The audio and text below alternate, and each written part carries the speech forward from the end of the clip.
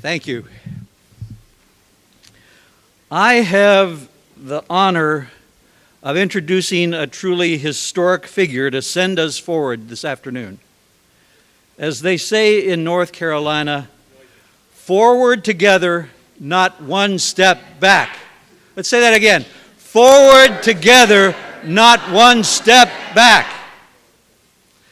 Reverend William Barber II is a North Carolina country preacher with a divinity degree from Duke and a doctorate from Drew University.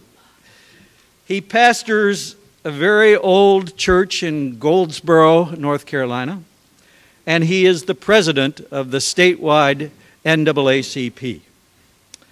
Most importantly, Reverend Dr. Barber is a student of history. And when years ago he saw the resurgence of the politics of racism fused with right-wing money reaching into North Carolina, he began organizing, seeking out hundreds of other groups and building what he calls an independent fusion politics on the principle of all for one and one for all. So, when the right wing took over in North Carolina in 2012, propelled by the money of Art Pope, a kind of junior Koch brother from another mother, they installed Tom Tillis as House Speaker and Pat McGrory in the governor's office, and their momentum allowed them to do terrible things. They redistricted to weaken the power of African Americans and Hispanics and young voters. They imposed vicious and far-reaching voter suppression laws. They put crippling restrictions on the women's right to health care and abortion. They attacked unions. They rejected the Affordable Care Act's expansion of Medicaid. They created an open door for unregulated fracking.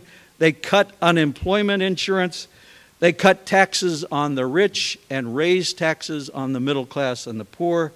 They cut funds for education and funded vouchers to privatize schools.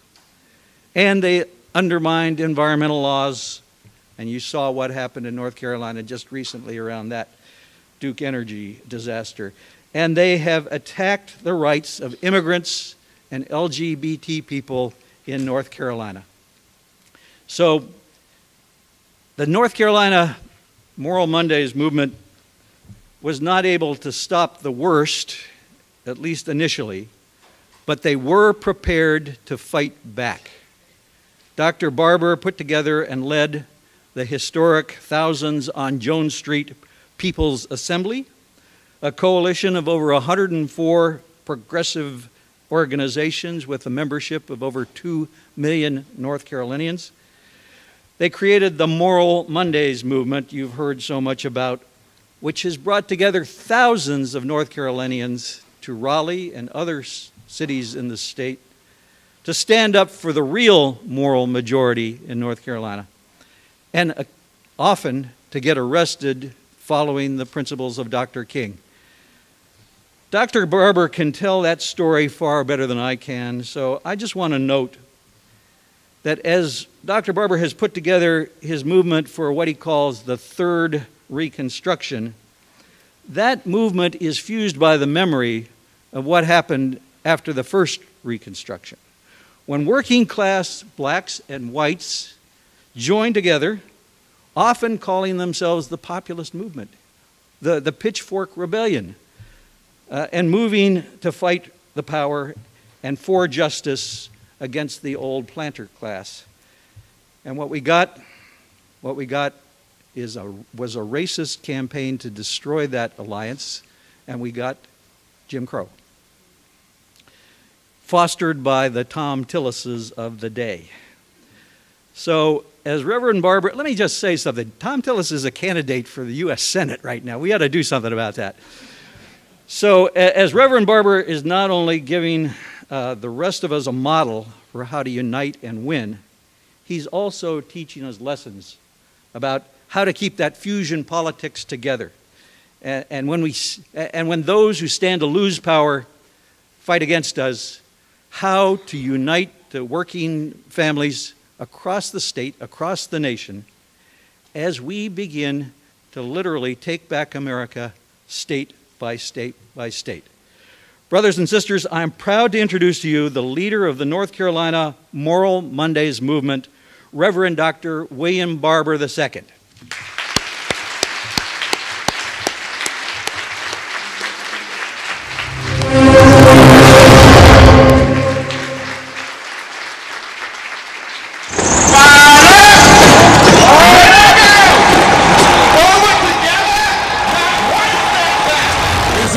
Multicultural, multiracial, multi-ethnic gathering in the South.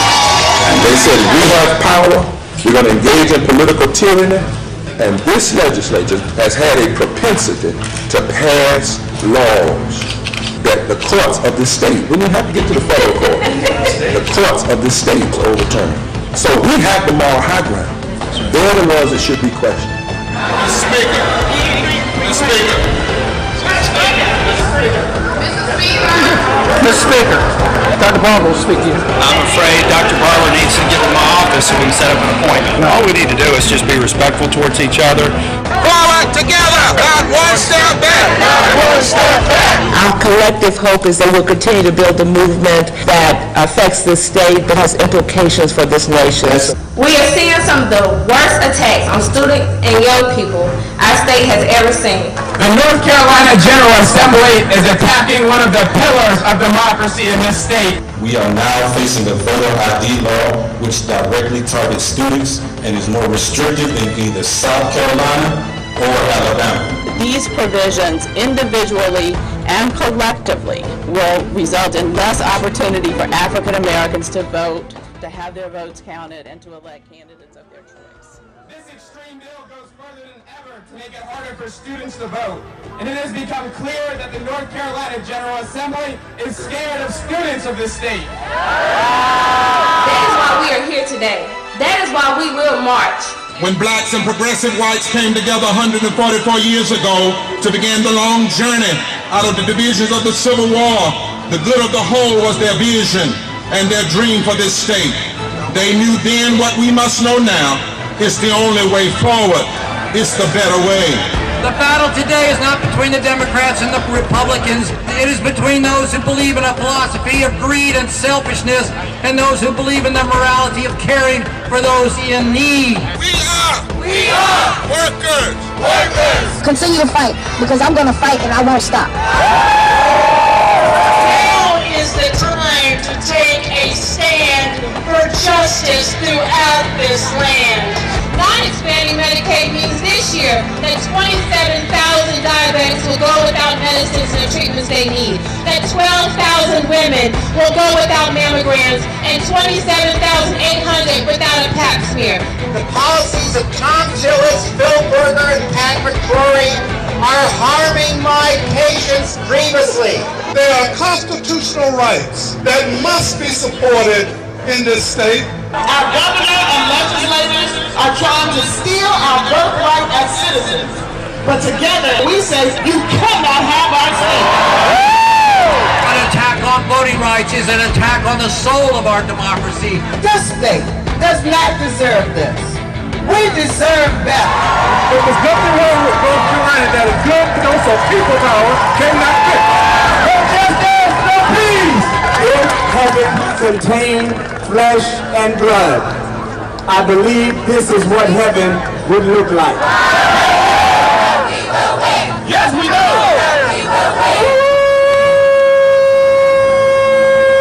We are God's beloved people, every single one of us. Don't tell me you are pro-life when the Senate's budget kicks low-income pregnant women off of Medicaid and refuses prenatal care.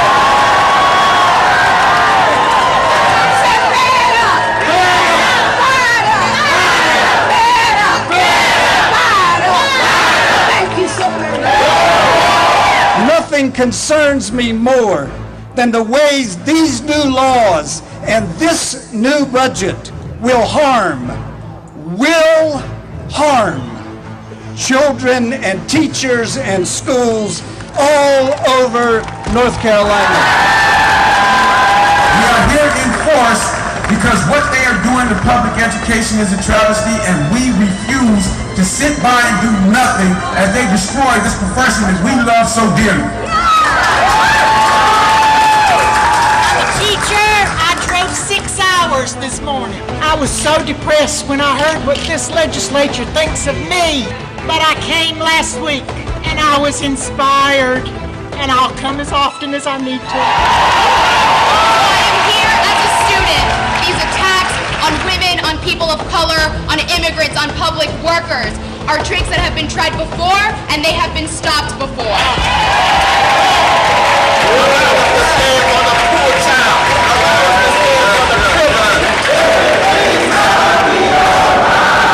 We will stand up again, we will march again, we will preach again, we will organize again. We are black, we are white, we are Latino, we are Native American, we are Democrat, we are Republican, we are independent, we are people of faith, we are people not of faith, we are natives and immigrants, we are business leaders and workers and unemployed, we are doctors and the uninsured, we are gay, we are straight, we are students, we are parents, we are retirees. We are North Carolina. We are America. And we're here, and we ain't going nowhere.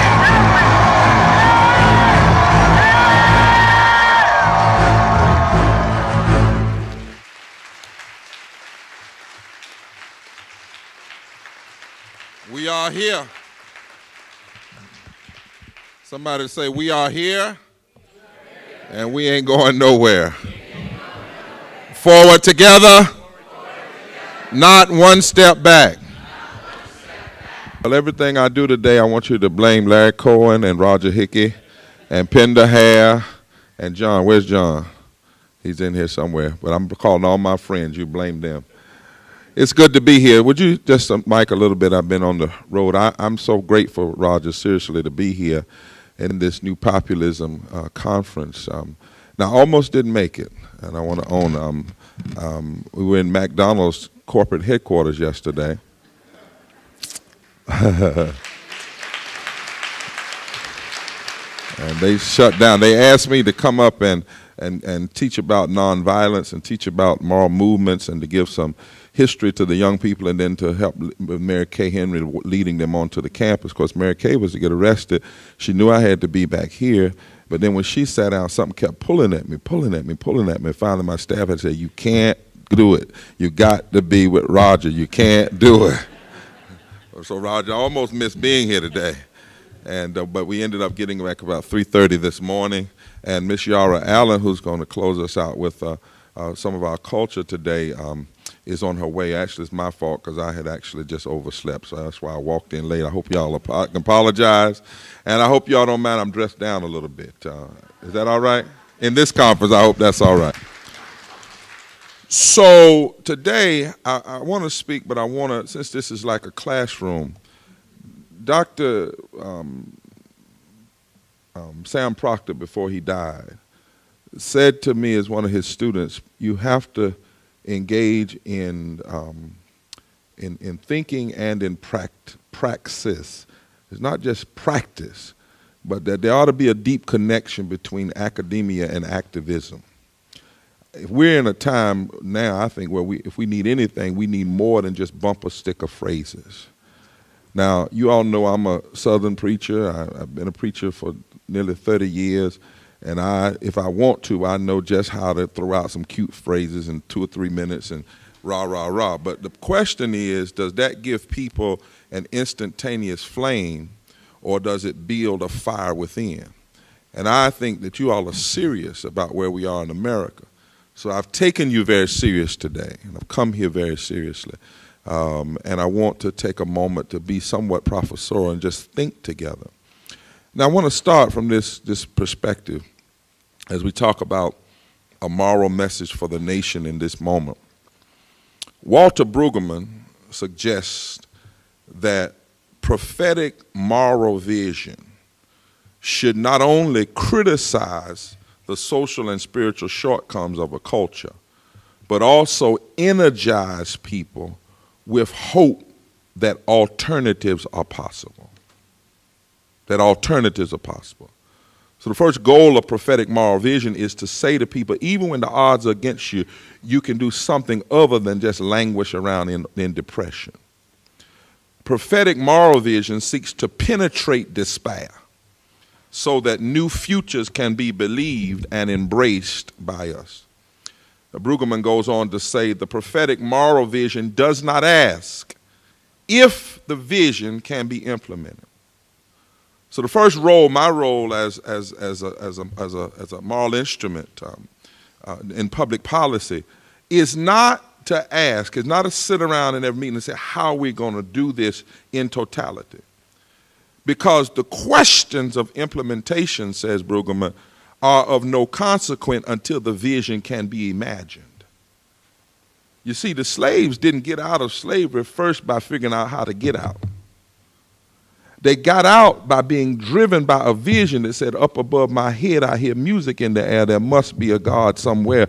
Before I be a slave, I'll be buried in my grave and go home with my Lord. They had a vision to get out before they figured out the practical ways to accomplish freedom. Imagination must come before implementation. If we're going to have a real populist movement in this country, we have to have a reinstatement of our imagination that is not merely driven by pundits on TV, but a larger vision. And most of the time, your greatest vision comes in your darkest night. Because it is then, Dr. King says, that you see the brightest stars. And so one of the things that prophetic moral vision has to do is restore the kind of hope, somebody say hope, that is the refusal to accept the reading of reality, which is the majority opinion at the particular time. Now, this kind of hope is subversive. In fact, it has tended in America to get some people killed. Because there was a guy that got killed simply by saying, I have a dream. And Dr. Lisher, who taught me in seminary, said he didn't get killed for saying, I have a dream. He didn't even get killed for loving people. He got killed for talking about love and hope and dream in the wrong places. And connecting a vision of love to a vision of power and a vision of justice. We need, though, a vision in this country that dares to announce, as Brueggemann goes on to say, that the present to which we have all made commitments is now called into question. And so the prophetic moral vision brings to public expression the dread of endings, the collapse of our self-madness, he says, and it calls us back to our humanity to see one another as brothers and sisters. And so it must be the role of a moral vision or a populist vision, let me add to Brueggemann's thought, to keep alive the vocation of imagination. That's why you're here today. Before you win another election, before we see some of these things turned around in the court, your first and most valuable vocation is to keep alive the vision of the vocation of political imagination, that we can be better than what the extremists say. We have to do that. There has to be, I don't care if they have the votes. I don't care how many state houses there has to be somebody that says there's something better than this kind of vision for the country. Deny health care, deny public education, deny workers' rights, deny LGBT rights, deny women's rights, deny immigrants' rights, and if you really want a great society, after you finish denying all of that, give more tax cuts to the wealthy and give people more guns. Your first, I don't care how it works. I don't care if it has worked as a wedge issue. I don't care if they've won elections. I don't care. The first role is there must be a people who keep alive the vocation of imagination, who keep, if you will, conjuring up and proposing alternative visions. And I don't know if you do that, or when you do that, are you the beginning of a great movement, the middle of a great movement, or the movement itself? But what I do know, unless it's happening, unless there's a group of people who do not lose faith and hope, you will never have the continuation of populism. Dr. King one day when E.D. Nixon's house was being burned down, and E.D. Nixon was no nonviolent person. He was the president of the NAACP down in Montgomery. And he looked at Dr. King and he said, "Doc, what you got to say now? My house is on fire." You know, really? These folk ain't gonna never change. And Dr. King said, "But that's not the issue. They may not change. The question is, will you?" He said, "What do you mean?" He said, "Well, let me tell you something that Paul said to the Hebrew people when they were in the middle of great struggle in the New Testament, in the middle of Roman domination. They decided, regardless of what happened in the next year, the next 6 months, this was going to be their declaration. We are not of those who shrink back unto destruction, but we are those who persevere unto the salvation of the soul. Now faith is the substance of things hoped for, the evidence of things not seen." You don't say that when you're in the majority, when everything is going fine. You have to have that kind of declaration when it looks like all of the political opposition is against you. That's how you build a populist. Populist movements don't build when everything is fine.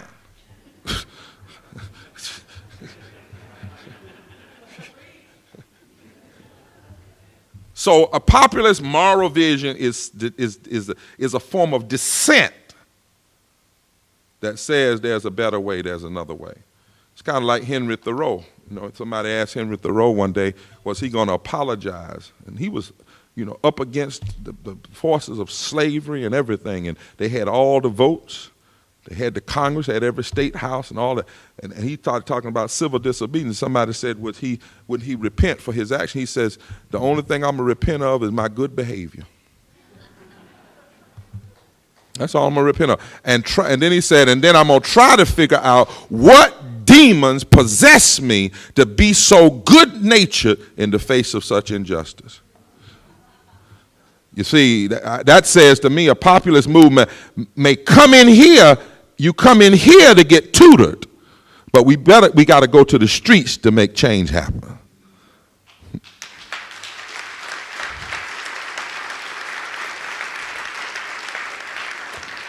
Justice Ruth Bader Ginsburg recently became an instrument of moral visioning and historical visioning when she wrote about the terrible Voting Acts decision in Shelby.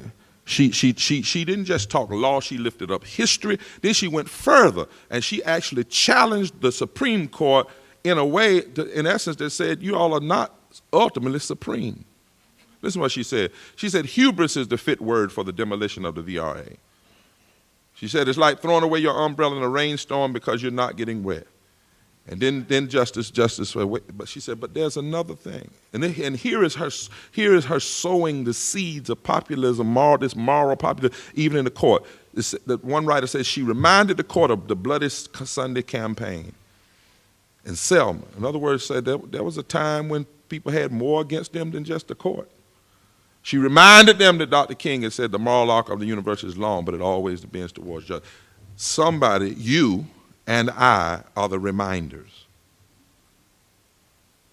We are the ones we've been looking for.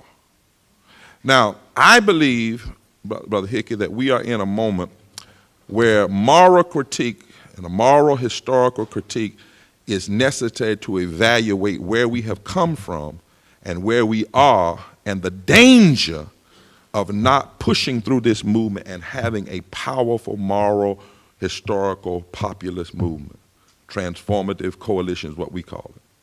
Because I believe that right now we're in the middle of a third reconstruction. And I come to this conclusion with others by looking at the successes and struggles of the first two reconstructions. And I know Brother Cohen, he's like the warm-up preacher in Pentecostalism, so let me push it a little bit. He pushed it, now let me push it from the black side. How about that?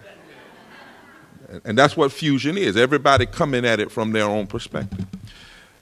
See, remember that more blacks were elected to public office during the period of 1865 than 1880 in any other time in American history. Now, I'm from down south. During that period of time, we had more African Americans and white politicians working together than we have today in North Carolina. That's fusion politics. Almost every southern state body was effectively under the control of strong African-American caucuses and fusion caucuses. And the blacks and whites joined together to reconstruct the nation toward the more noble goals of justice and equality. And during that time, they passed some of the most progressive education laws, labor laws, tax policies, and voting laws. Now, I want you to hear me. This is 148 years ago. Not the 1960s, 148 years ago. In North Carolina, for instance, when blacks and whites came together in fusion in 1868, listen how they wrote the preamble of the Constitution. This is language that's not even in the federal Constitution.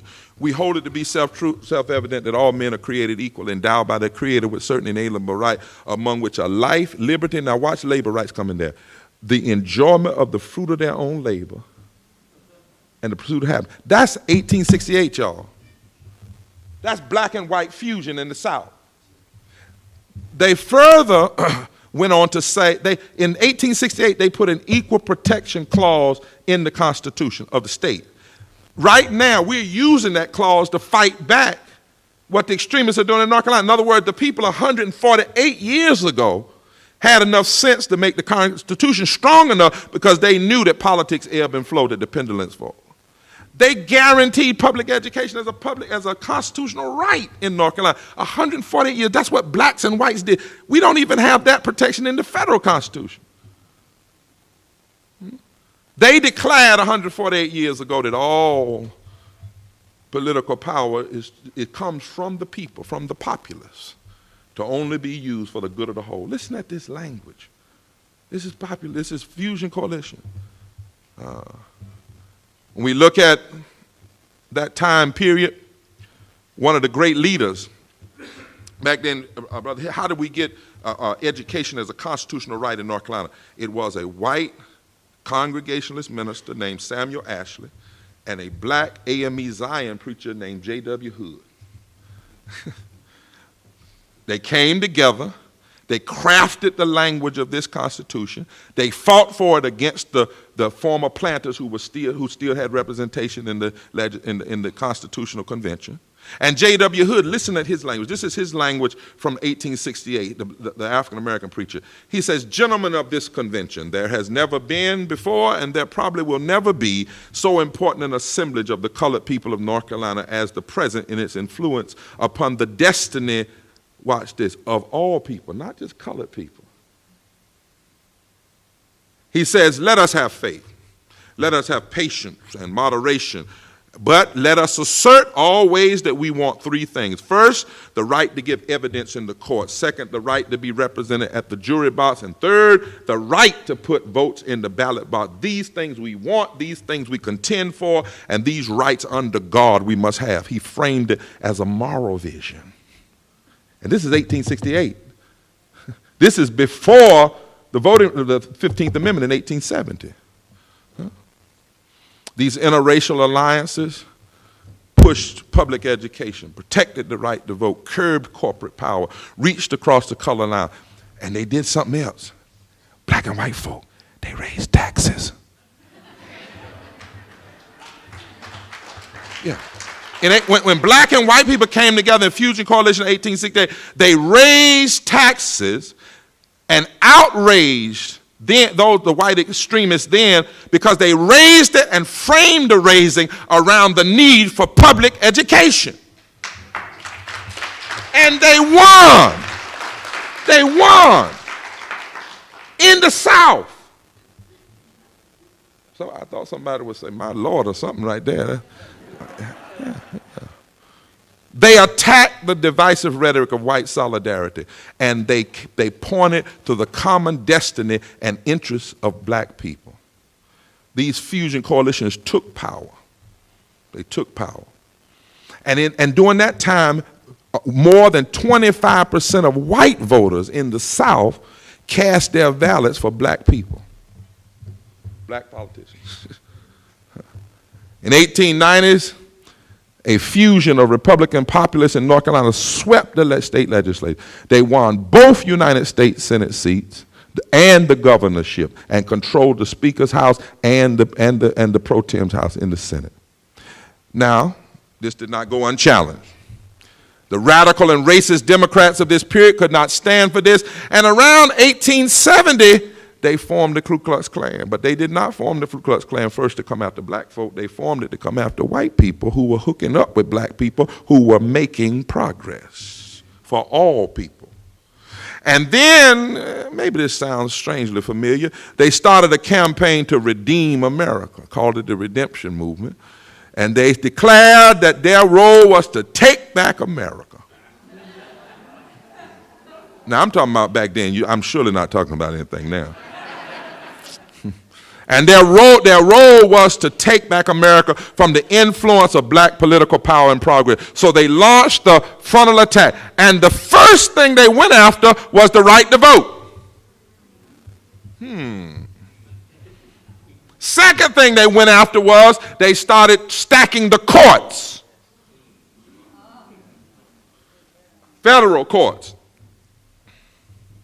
And then, beginning in 1875, they stacked the courts. And they said they were going to redeem America. And one of their phrases was, one editor of a newspaper said, we have to have a permanent good government by the party of the white man. And everywhere and always, these extremists howled about the use of tax money to support public education, especially for black children. They howled about using tax money for anything that uplifted the poor.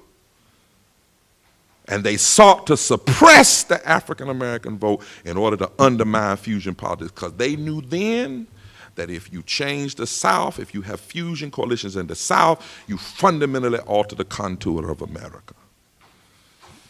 And then, in 1896, they hooked up with an ultra-conservative media arm.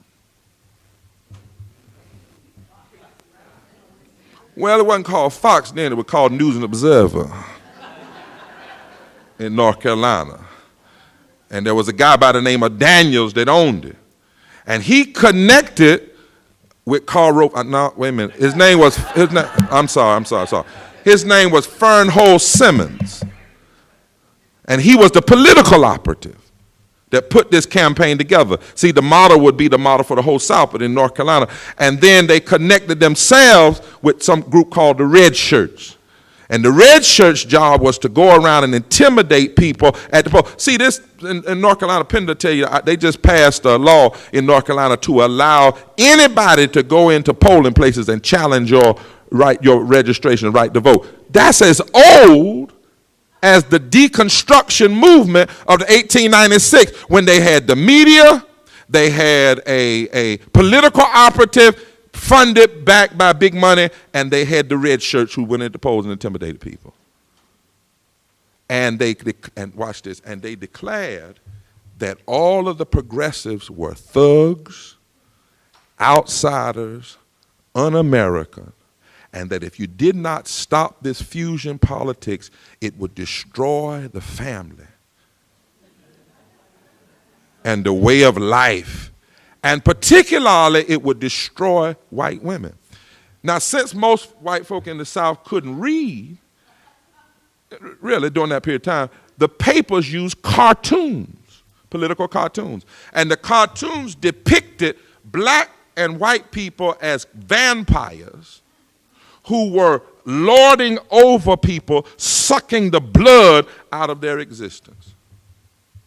And they used fear, because you do know that your level of racial fear is directly connected to your level of racial prejudice. So if you want to fuel racial prejudice for political advantage, you have to first fuel fear. And in 1898, they had a riot in Wilmington. 3% of the city was killed, more people per capita than on 9/11. Duly elected white and black people were run out of office. And from there, the first Reconstruction was over. 1896, you had the passage of Plessy versus Ferguson. 1898, you have the riots. 1901, the last African American in the Congress, George White, was thrown out. And you have the end of the first Reconstruction. But you learn something from there. That whenever this nation is reconstructing itself, there's always a deconstruction effort, and that deconstruction effort always includes these attacks. The attack on voting rights, the attack on tax revenue used to uplift communities, the attack on public education policy, the attack on labor rights, and the attack on or othering or assassinating of white and black progressive leaders. Then you get the second Reconstruction. I don't have time to do all the intermeeting stuff because the first Reconstruction then set up the kind of racialized application of public policy even in the New Deal, as good as Franklin Roosevelt was, because there was no Reconstruction movement. Everything he passed that was good, like Social Security, had to have a racialized implementation. So Social Security was passed in such a way that that it didn't apply to domestic workers and farm workers because most of them are African American. The GI Bill didn't really apply to Africa. Later on, the FHA redlining, you couldn't even get FHA loans in certain communities. But all of that was being stifled because the Reconstruction movement had been ended. Then in 1954, you get the Brown decision. And the Brown decision is something was called the case of the century. And even though the courts didn't do everything they should have done, which is order an immediate injunction against segregation, and said they came up with this conflicting, confusing, I'm not a lawyer, but it's confusing to me, statement about all deliberate speed. And one of the lawyers from North Carolina who later would sit on the Supreme Court was one of the lawyers who argued in Brown 2 and got that language put into the first Brown decision, with all deliberate speed. But in 1954, you get that change. You get white and black and Jewish lawyers going in. That's fusion. Brown represents fusion. You get a rising. But you also get some violence that happens. You get Emmett Till being killed at 14, kind of like Trayvon. And most people don't remember that Rosa Parks sitting down was in direct response to Till's death. When Till was killed, it was then that Rosa Parks said, I have to do something in response to his death, and hers was to start a fresh populist fusion movement by using her character and her power and her ability, and she was not by that way all that timid, but she sat down. That allowed a young Dr. King to stand up. That allowed the beginning of the Montgomery movement, which was kind of like social jazz, as Bayard Rustin would say, bringing together white and black and the gospel of the Southern gospel with Gandhiism and all of those things happening. And then in the middle of that, Dr. King talks about, he was asked on a show one time, did groups work together? He said, we have to work together. He says, none of this can be done alone if we're going to move the nation forward. In fact, I think it was in 1961 when he spoke in front of one of the major labor unions. He said the only coalition that can change America is for blacks and poor whites and workers and Latinos and Native Americans to all find a way to coalesce together. Fusion coalition. Second Reconstruction. Say second Reconstruction. I hope I'm not boring you today. 1954, 1968. We began to see this second Reconstruction. We see it, first of all, it's in the streets, because you got to have a movement in the street. You got to have a movement that shifts the center of political gravity, a movement that forces another conversation, a movement that gives an alternative, a movement that breeds hope. 1954, Eisenhower's in office. 1954, you don't have the votes. You don't have. You may have one or two African Americans in the Congress. You don't have. You don't have a guarantee if you raise these issues you're going to win. But they have hope. They have this determination. They create an alternative vision. And so what happened? March 1961, John F. Kennedy is elected. He issues Executive Order 10925, which made the first reference to affirmative action. And you get the Committee on Equal Employment Opportunity. This executive order mandated that projects financed with federal funds take affirmative action to ensure hiring and employment practices. Then 1965, with the streets bubbling and with people talking about moral issues, you create a context. You get the Social Security amendments of 1965. You get the creation of Medicare and Medicaid. That wasn't included in 1935. And also you get the opening up of Social Security in 54, where my grandmama could get in, because in 35 she couldn't, but 19 years later in 54, people in the agrarian culture and domestic culture could now get in. In 1962, President Kennedy succeeds in obtaining a minimum wage increases in Social Security benefits. Then you get Lyndon Baines Johnson in 64. Democrats control the House and the Senate. You get a national Medicaid program that was enacted under Social Security, but this is not happening isolated of a fusion movement. It's the movement. It's the movement that's producing the change. Then you get the 64 Civil Rights Act in 64. You get that out of movement. The March in 63, the death of the girls in Birmingham, that reverses. Instead of pushing people out of the movement, it actually brings people in who were kind of moderately racist, if that's such a term. But after they kill those girls, they say, wait a minute. Wait a minute. And then you get some Freedom Summer 50 years ago this year. Last week, and you get the Voting Rights Act of 1965. Why? Because of a movement. Because Dr. King goes to Selma, and blacks and whites and Catholics and Jews show up in Selma. And the tension becomes creative tension. And Lyndon Baines Johnson, a former segregationist, does what he never thought he would do as an elected person. That's what fusion does. See, fusion politics does not always change the actors. It changes the context in which they must act. And sometime when you change the context in which people must act, either the people will rise up and put them out, or the people will change. And so President Johnson, August 6, 1965, calls the Voting Rights Act a triumph of freedom as huge as any victory, a moral triumph of freedom as huge as any victory that's ever been won on the battlefield. But that law came 7 months after the SCLC Fusion Moral Campaign based in Selma happened. So fusion begins this tremendous power during this 11 period.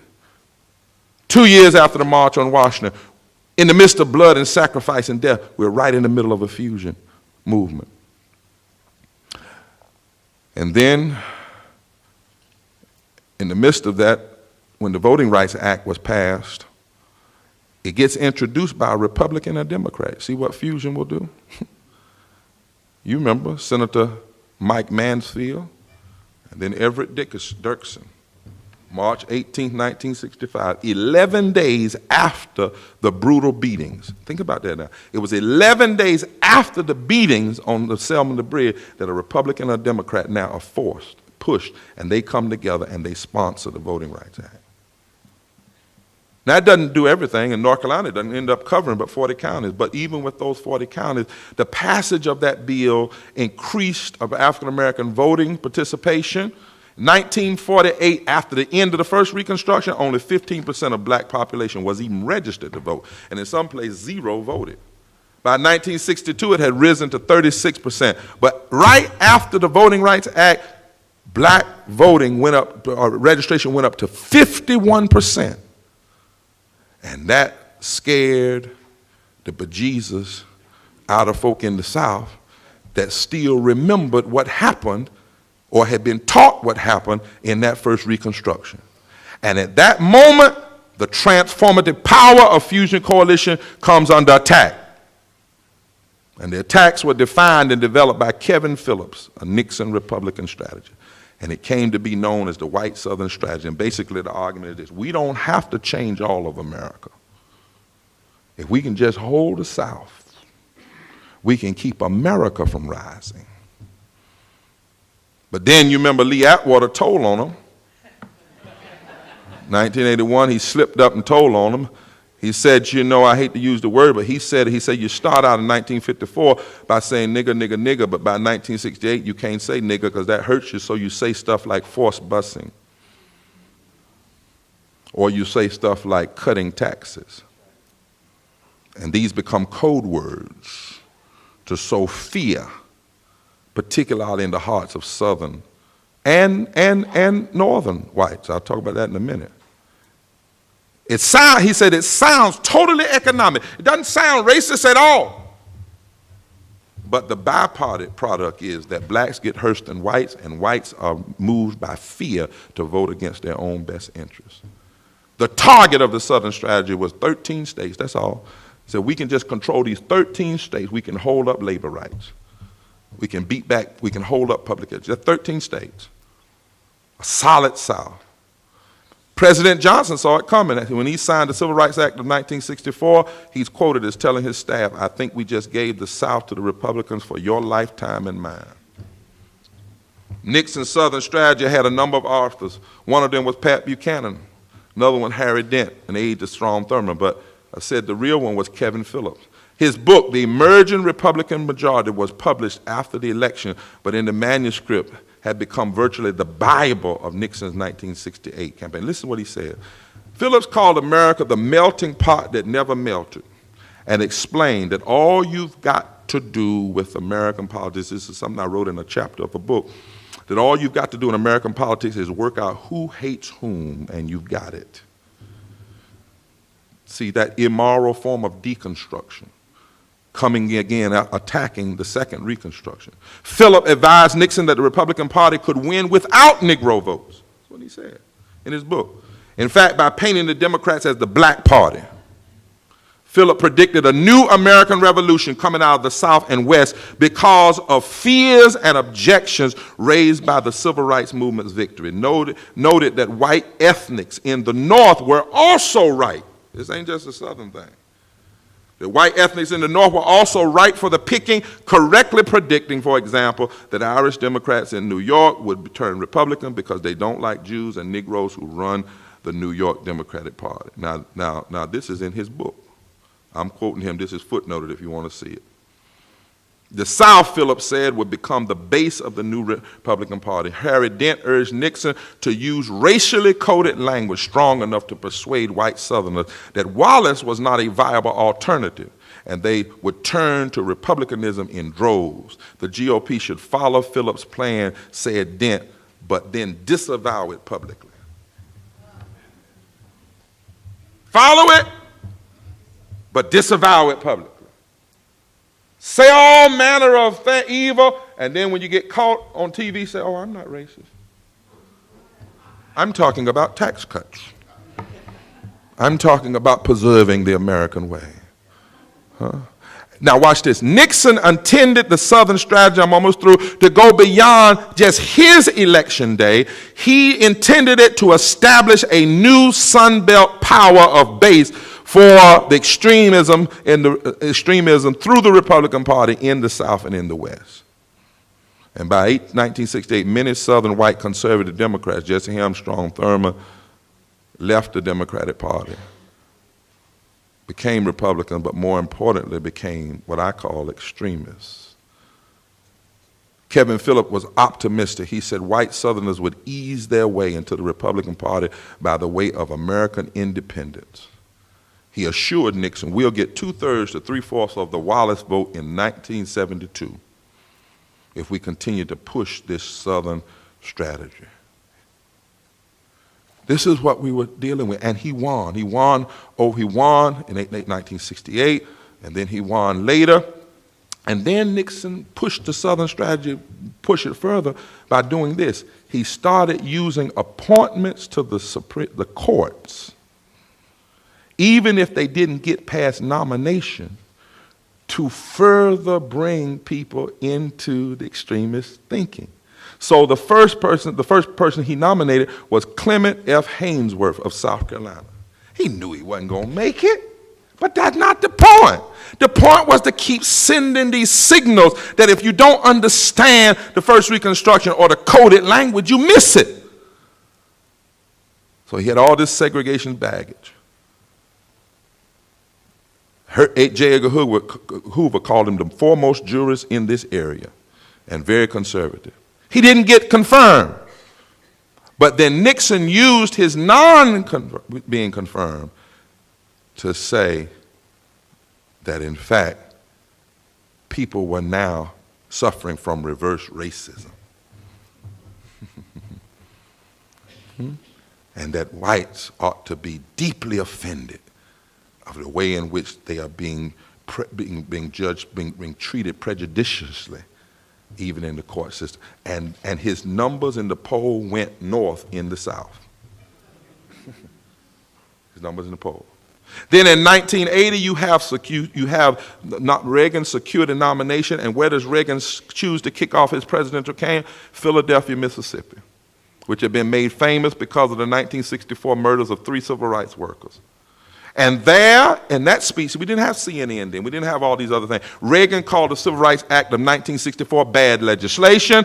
He called the Voting Rights Act a humiliation to the South. He talked about undeserving criminals who drove fleets of Cadillac that somehow purchased with food with food stamps. And he won a landslide using this language, using this anti-Reconstruction language. And his was a triumph of the Southern strategy. And we'd suffered under it. And then you have something happen. This is where I want to get. You have this guy named President Obama, Barack Obama, run for the presidency. And I'm not even going to talk about President agreeing with all his policies. I want to talk about what happened.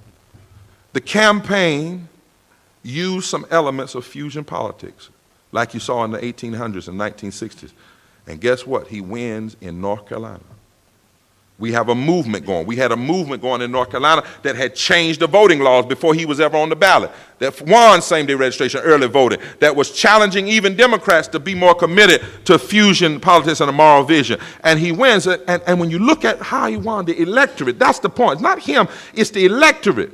It was young, it was old, it was black, it was white, it was LGBT, it was straight, it was Republican, it was Democrat, it was independent, it was Hispanic, it was Asian. It was a new electorate. It was the electorate that represented a new demographic in the South, like North Carolina, 23% of the voting population being black. Mississippi, 33%. It represented something new, and I believe, and many of us believe, that the electorate, not him as a person, but the electorate represented the possibility of a third Reconstruction, because the electorate is the direct challenge to the right Southern strategy and the solid South. And that electorate that elected him shows that there are holes in the solid South. It can be pushed through.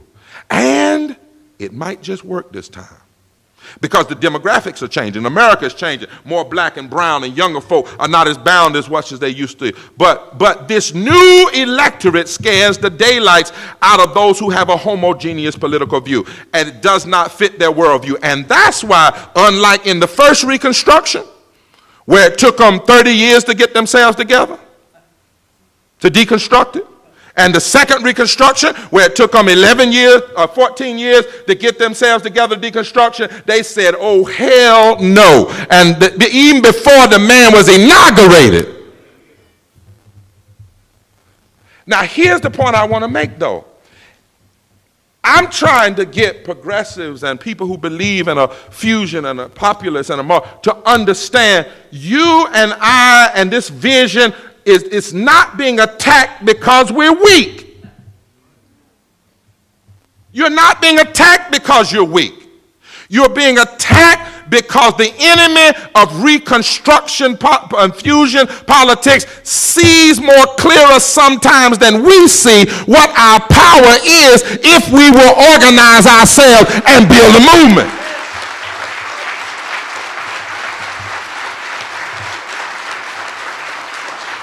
And this, my friends, is not it's older than us. It's as old as the scriptures.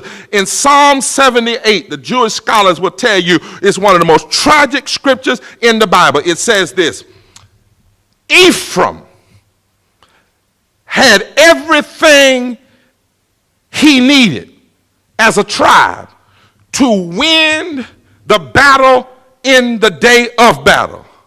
But despite having everything in the day of battle, Ephraim chose not to fight. It's a tragic scripture. He had everything, Larry. We got everything we need. Hickey, we got everything, brother. You got everything. But the question is, are we going to be discouraged by a few elections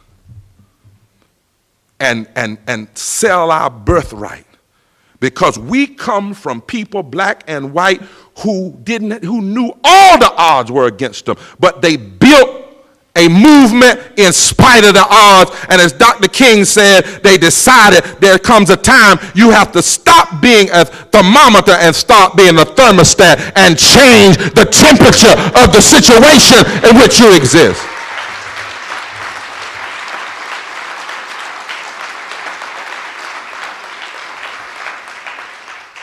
The forces of extremism are doing everything they can to prevent this full-out third reconstruction because they know it's real. They see the handwriting on the wall. They see the browning of America. They see young people coming together. They see LGBT and straight people finding a way to come together. They see the demographics. But what would be the tragic commentary is for us not to see it. To forget who we are, to forget what we have. This is no time, tell your neighbor, this is no time to be like Ephraim. Yeah, it's time for us to organize and to come here and get some learning, but then to go out and build a movement. Now, does it work? Well, in North Carolina, we've come together building on 7 years. I don't want any of y'all to think Moral Monday just happened last year. We've been working for 7 years building this coalition. We had to start when Democrats were in office. Because I'm sorry to tell you, sometimes Democrats don't do what they should do when they have the power. And then Republicans do what they shouldn't do when they have the power. So you got to have an independent movement that says it doesn't matter who's in power. There are some things that are just right, and we demand that they be done. So fusion. So we see this moral fusion vision coming together, black and white, Latino and Native American and Asian, gay and straight and unemployed. I've seen unemployed people standing beside millionaire businessmen. I've seen doctors standing beside the uninsured. I've seen insured wealthy people come go to jail on behalf of uninsured people. I've seen teachers and students and women and men and blacks and whites come together. I've seen people like that lady on the tape say she drove 6 hours. She drove 6 hours from a county that's straight up extreme. But something got a hold of her when somebody dared to offer an alternative vision and say that we don't have to do this way. What is our vision? Here it is quickly. We need across this country an indigenously led, state-based, state government-focused, deeply moral, deeply constitutional, anti-racism, anti-poverty, pro-justice, pro-labor, transformative fusion movement.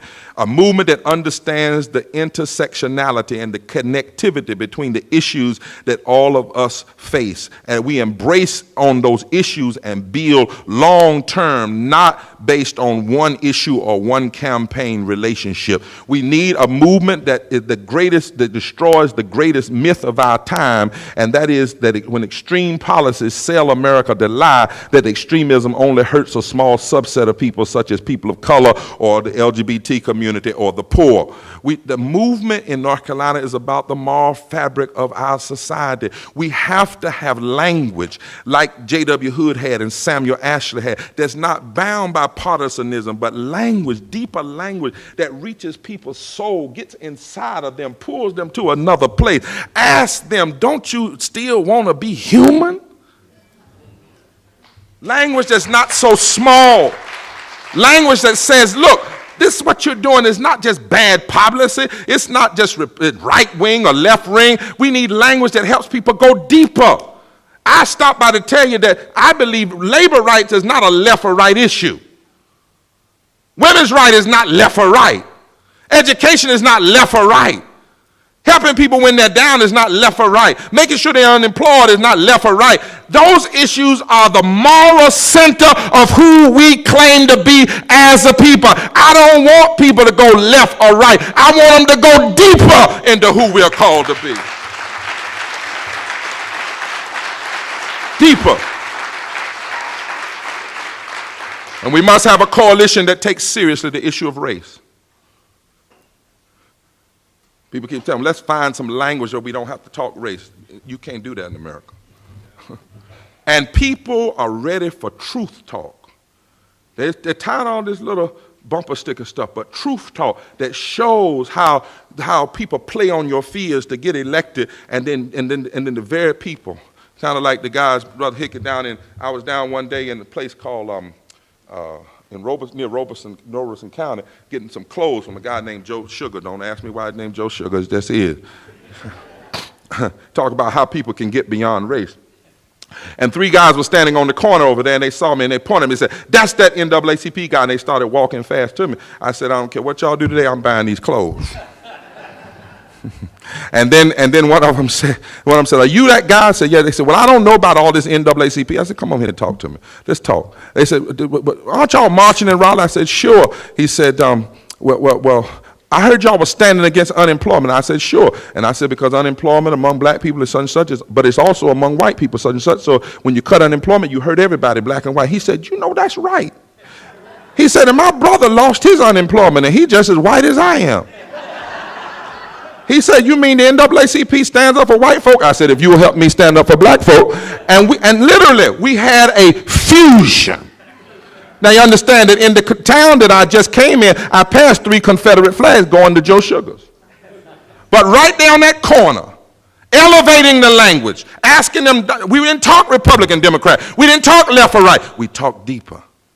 We talked deeper. So what are we fighting for? I believe that here are 5 areas that we ought not have to go in another room and meet. Secure pro-labor, anti-poverty policy, education, equality, health care for all, fairness in the criminal justice system, and protecting and expanding voting rights, women's rights, LGBT rights, and immigrant rights. Those 5 areas, like the hand, provide us a framework for fusion. So, my friends, I've been too long, but somebody's got to stand up. And while I could come here and tickle your fancy with some cute phrases, this is not the time for that. We got to go deeper. Past is prologue. Like the Sankofo bird of Africa, we got to look backwards to fly forward. We are in the middle of a 3rd Reconstruction. We've got to learn the lessons from the first 2 so that we don't make the same mistakes. We've got to say that some things are extreme and immoral. We've got to call people together, not based on party, but based on principle. And I'm here to tell you that it works. I'm glad to be one of the moral dissenters down in North Carolina. I'm glad to be a part of a generation of moral dissenters. I'm glad to be a part of a new group of people who give voice and spirit. I'm glad to see some of the old timers like my friend Brother Hickey over here coming together with my son who's barely 30 years old, and they finding a way in this framing to come together, who still believe that justice is better than injustice, who still believe that we can't turn back now. It was too hard to get where we are. And so recently, in the face of this extremism of Tom Tillis, who you heard about, and Governor McCrory, we decided to fight the low road of deconstruction and push to take North Carolina on the pathway of fusion, higher ground. 945 of us have been arrested for lifting up this call. Thousands have come. Since April 29th, we've had 114 different activities around the Forward Together Moral movement. In February, we saw over 80,000 people come, the largest gathering in the South since Selma. 60% white in the South. Saying, wait a minute, we're all connected together. We're all connected together. Saying we got to be against attack on the poor, the sick, and the unemployed. A year ago, we started this piece called Moral Monday, and I tell you, they said, let me tell you what they said about us. They said we were morons. Governor McCrory quoted the exact language of George Wallace in 1963. He said we were outsiders. The same language. You go read what Wallace said. They said we were foolish. They used the Mississippi Mississippi Sovereign Commission's tactic. They put the names, the homes, the employer of all of the arrestees on the internet, thinking it was going to scare people away, and instead it brought more people together. Huh? They said they were going to vote like they wanted to vote, and they did. But since we started gathering, thousands have come. When we started, the governor was at 50% in the poll. Now he's under 30 and falling. When we started, the legislature was over 40% in the poll, and now they're under 19% and falling. The other day when we went back to the legislature, I had to fight to keep the people from going to jail. I'm talking about black and white and otherwise, because they're just sick and tired of this foolishness, and we are destroying the myth of extremism. Tom Tillis, who's running for Senate, I don't endorse, but let me tell you, the recent poll said he has 63% name recognition because of our movement, but he also has a 23% unfavorable rating because of our movement. Does it work? I'm telling you, Pender, they called me to go up to Mitchell County. Mitchell County is 89% white and 89% Republican, 99% white. I told Larry, they sent for me, said they want you to come to Mitchell County and speak. I said, you must be out of your cotton picking mind. I'm not going up to Mitchell County. Mitchell County ran every black person out of Mitchell County in the 1920s. I used to be human relations director. I know where the hate groups are. I know where white supremacists are. I know North Carolina. I said, I'm not going to Mitchell County. There's one road in and there's one road out. It's way up on the mountains, and there are a lot of cliffs out there, and I tend to fall real quick because of my gravity and because of my size. I'm not going up there. Tim Tyson, a white United Methodist minister, said, you gotta go. You got to go and see if you're on to something. It's one thing to talk this populism among the people that already believe in it, but you got to go and test it, because no sermon is a good sermon until it's got some blood on it. So early that Sunday morning, I kissed my wife real good like I might not ever come back. I preached at my church with all the fire that I had, got in the car. I took Yara and her sister because they can sing. I said, maybe if they sing, they'll hold them off for a minute. I took one lawyer, I took Tim Tyson, a historian, one security who's got a gun, but the gun is so rusty it ain't gonna do nothing nowhere. And when we got up there, they met us, 300 people. Now watch this. The guy that came out said, Reverend Barber, we're not here to talk party, we're here to talk principle. He said, come on in. And when he got in, he said, we want to sing a song. Do you know it? I said, what is it? He said, blessed be the tie that binds. That binds. I said, I know that song. Learned it from my granddad. They sung that song. Then he said, and he was a Republican, he said, we're going to read a scripture. I said, what scripture are you going to read? He said, we're going to read about Jesus casting the money changers out of the church. I said, oh, you're going to read about the first Maw Monday. Because when Jesus cast the money changers out of the temple, that was Monday of the week he would get crucified. I said, read it, brother. And then he read it. And then after he read it, he said to me, he said, now the floor is yours. And I started talking about this fusion politics, started talking about economic sustainability and poverty, labor rights and educational equality and health care. By and after a while, I heard somebody say, I said, I started talking about dealing with the disparities in the criminal justice system and protecting voting rights and immigrant rights, and somebody else said amen. And after about an hour and a half, kind of like here today, Lord help me here, y'all forgive me, but I said, what do y'all think about this? And they stood up, black, white, no black, white now, all white order, I think maybe two blacks, and Republicans and Democrats. They said, well, to tell the truth, we just invited you up here because we've been coming tomorrow Monday secretly. I said, well, why'd you come secretly? They said, well, you know, folks say a lot of things, but we wanted to make sure you were real, not just a movement, you know, just for the Democratic Party, but a real movement, thinking about populism, thinking about a broader way of thinking. I said, well, what you say? He said, we're with you. He said, let me tell you something. Public education means something to us up here in these mountains. That's the only way we can get our children. It doesn't matter whether we're Republican or Democrat, and some of the best jobs are teachers. We can't lose our teachers. They said, Medicaid means something, expansion of Medicaid, because there are a lot of poor people up here in these mountains, and they're sick, and they don't have insurance. They said unemployment means a lot, because the textile mills have gone, and the railroads are gone, and a lot of folk have lost their job. And we don't believe that you ought to kick people when they're down. Earned income tax credit means something up here in these mountains, because we don't have a lot of jobs with a lot of wealth. And we didn't, and then they said, and we didn't send our representative, who's a Republican, down there to be a Tea Party extremist. I said, what you say? He said, we didn't send our Republican representative down there to be a Tea Party extremist, and we're going to do something about it. Said, fact of the matter, The Republican chair has renounced this current Republican Party because he says he's an Eisenhower Republican or a Lincoln Republican, and he is not a Tea Party extremist. So he's already sent his letter in renouncing the party. Number two, we're organizing to send somebody else down there. Now, Reverend Barber, they may not be a Democrat. I said, I don't care, as long as they got some sense. It doesn't matter who they are. All I know, Tea Party folk, many of them just seem to be stuck in an ideological time warp. They can't think about nothing else but extremism. They say, well, we're going to work on him. And by the way, we're ready to form an NAACP. I said, what you say? They said, we're ready to form a chapter of the NAACP. I said, we've never had a chapter of the NAACP since the history of the NAACP in Mitchell County. Well, we got one now. It's the most diverse chapter of the NAACP in the nation. I'm here to tell you, this fusion populist stuff works. Then they said, we're going to meet you, because the next day we were in Asheville, 3% white, 3% black, 97% white, but we ended up with 10,000 people there in Asheville. They came down the mountain and met with us, but then they got crazy up there in Mitchell County, and I can't go along with y'all all the way. I'm with populists some way, but then they got crazy. They said, Reverend Barber, now we want you to lead us on a march. I said, where?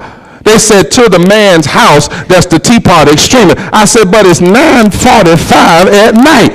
They said, but we're fired up. I said, I understand that. I said, now I don't mean no harm, white folk, but y'all started that marching at night business.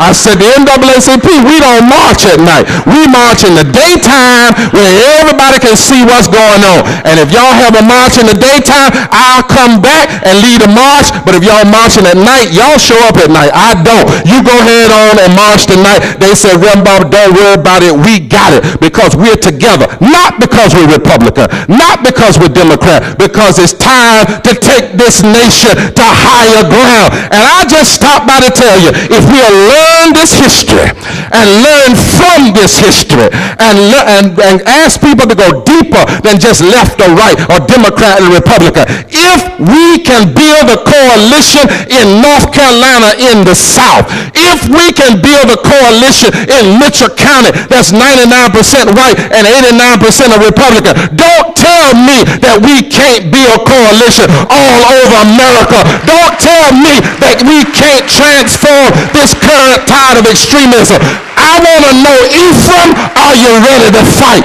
God has given you everything you need. All we need to do is fight back and fight forward. Fight back, fight forward. Fight back, fight forward. Fight back, fight forward. Fight back, fight forward. Fight back, fight forward. And if we do it, our children's children will holler our name, because in the time of challenge, we did not give up.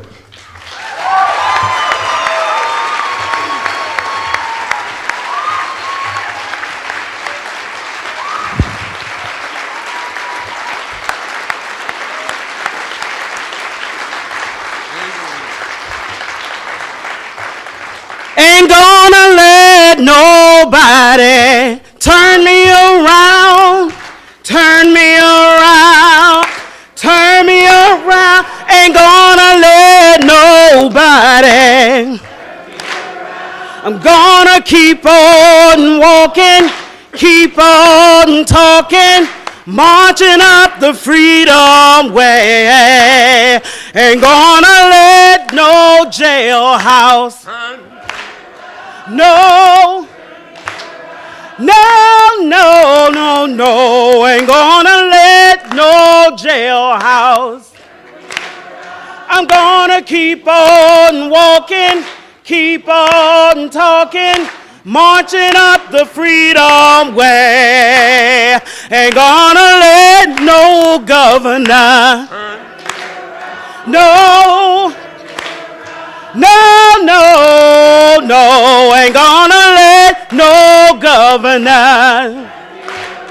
We're gonna keep on walking, keep on talking, marching up the freedom way.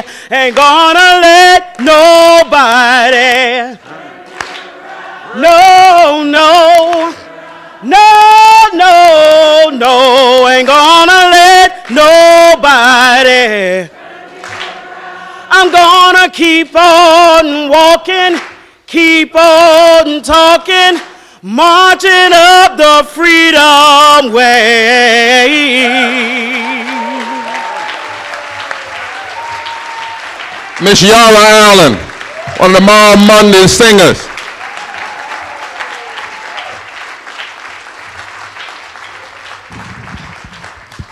Thank you for sending us Forward Together. And that's the name, Forward Together, of a new book from Reverend Barber that will be out in August. Forward Together, a moral message for the nation. We'll get you information.